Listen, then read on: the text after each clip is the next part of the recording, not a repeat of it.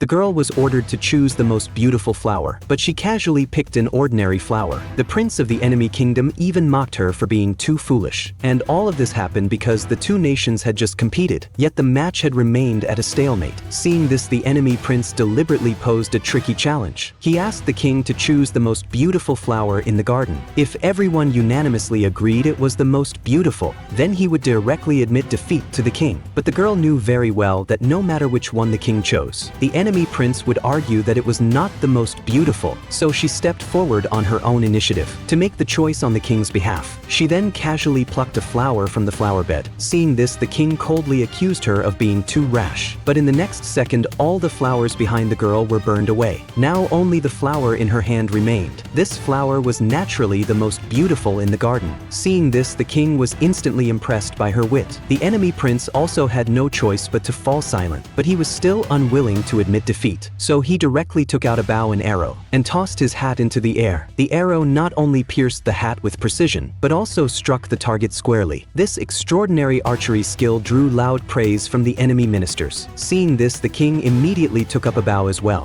But at that moment, the girl came riding in on a horse, holding the same flower from earlier. The king instantly understood her intention. He aimed his arrow at the flower in the girl's hand, and the girl directly bit the flower and held it in her mouth. Everyone was so frightened by this perilous moment that they dared not breathe. But the king drew his bow swiftly and precisely shot the flower down. Everyone was stunned. The enemy prince also accepted his defeat wholeheartedly. The king was so pleased that he immediately appointed the girl as a diplomatic envoy.